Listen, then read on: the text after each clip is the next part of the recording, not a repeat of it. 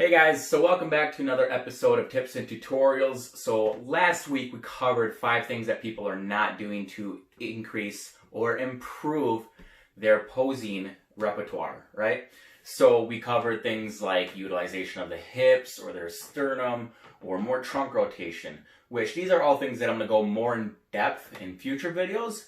But this week we're going to focus more so on another one of my pillars, and that's optimization of life.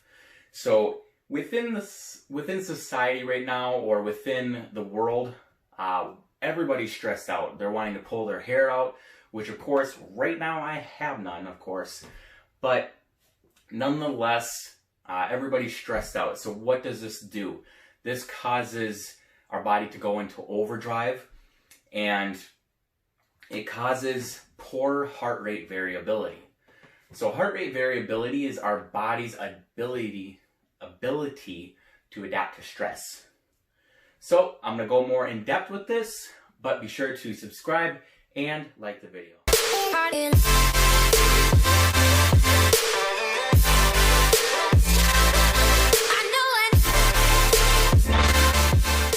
Alright, welcome back guys. So we know that heart rate variability is our body's ability to adapt to stress. And with stress being at an all-time high, we need to understand how and why that happens. So, heart rate variability, the actual definition is the variation between, or the variance between each and every heartbeat. So again, most people just focus on thud, thud, thud, thud, thud, the actual, just the heartbeat. But they don't understand the timing between each and every beat. And that tells us a lot about, what's going on in our life. And that could actually lead to so many other things, right? So why is this important? Again, stress is at an all-time high. So if you are somebody who's fit and healthy, you're going to have a very high degree of heart rate variance. So this would benefit you a lot if you actually knew and kept track of it. So it's the body's ability to toss between what's called a parasympathetic and a sympathetic state. So those two terms are going to be dictated by what's called the autonomic nervous system. So the autonomic nervous system is something that is unconsciously run or unconsciously regulated by the body's natural functions. So these are going to be your heart rate or your heartbeat, as well as your respiratory rate. Okay? So then with the autonomic nervous system, then we have your parasympathetic and your sympathetic. So your sympathetic is going to be your fight or flight, and your parasympathetic is going to be your rest and digest. So sympathetic, oftentimes, this is always activated during your workouts, as well as when we get stressed, as well as, high times of anxiety. So what happens during a sympathetic, time? Your heart rate and your respiratory rate goes up. A lot of times you'll sweat, but we only want these at certain times, right? For example, you hear of people lifting cars, doing these amazing feats of strength. For example, when Eddie Hall lifted the 500 kilograms off the ground. Right? He had to really tap into his sympathetic nervous system. He had to lift that car off of his child, right? In a sense. So a lot of people, we only want to activate the sympathetic nervous system at certain parts of the day. Most people don't realize that when you are drinking caffeine as well, you're actually consistently activating your sympathetic nervous system.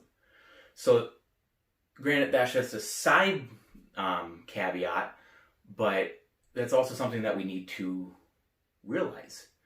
So going into the parasympathetic nervous system, This, again, is your rest and digest. This is when we recover the most.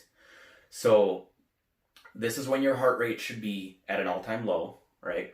This is also when your respiratory rate, decreases. So this is when everything should be, this is when your body grows. So this is oftentimes when you are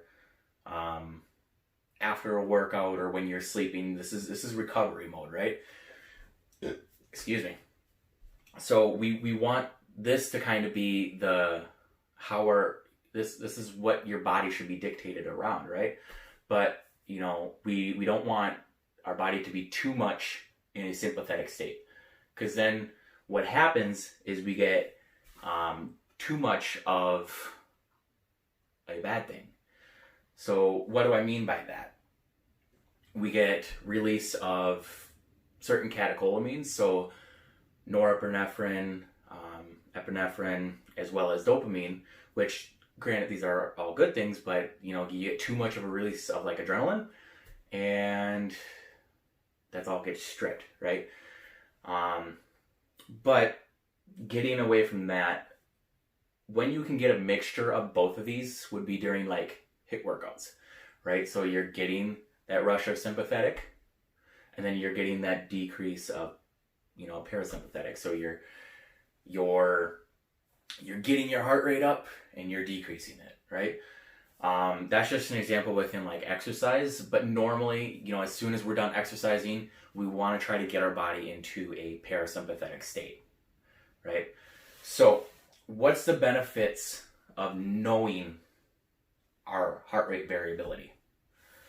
So the benefits, it allows us to be more prepared for our workouts. It keeps us from being overtrained, right? So a lot of people have these ideas that, there's no such thing as overtraining, or there's no pain, no gain, right?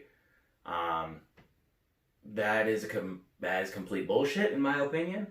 And, there's certain days where you wake up and you just don't feel like you want to train.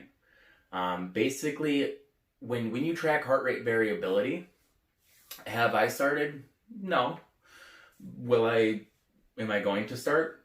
Yeah.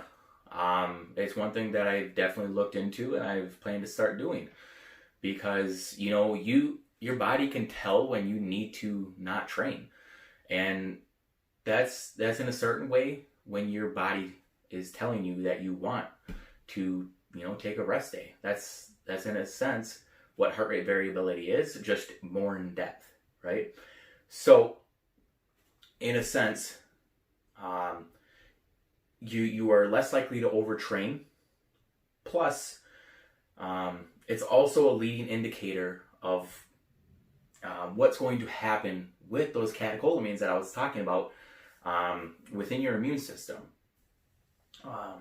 So those catecholamines are all released when you're stressed, right? So you're allowing better control.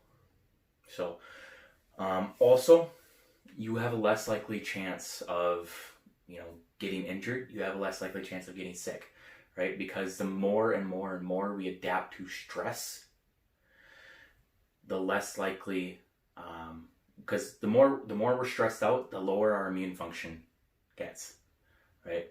So if that doesn't make sense to you, reach out to me. But essentially what happens is the more and more and more we get stressed, the more our cortisol goes up, the more it suppresses our immune function. I mean, it's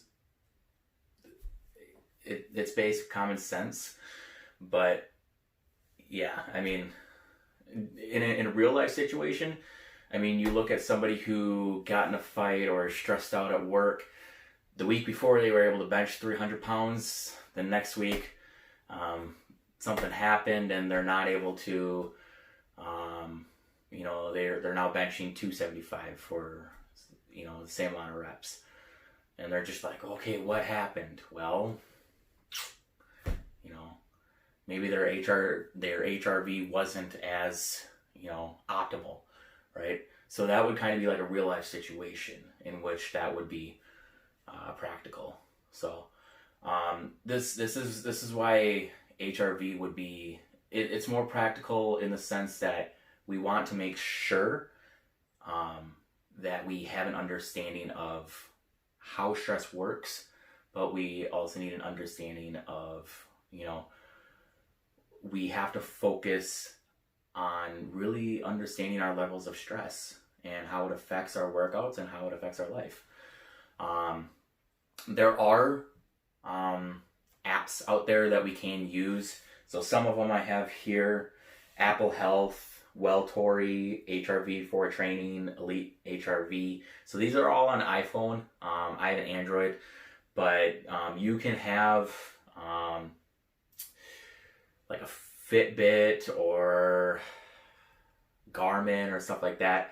I know a lot of those will assist in those, but a lot of times you'll need like the thing that'll go on your the heart rate sensor, or you can get one of the straps that will monitor your heart rate.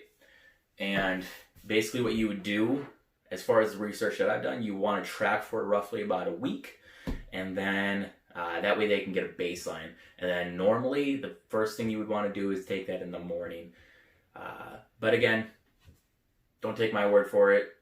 Do a little bit more research on it if you guys want. This was mainly just to be more so just an introduction into what HRV is.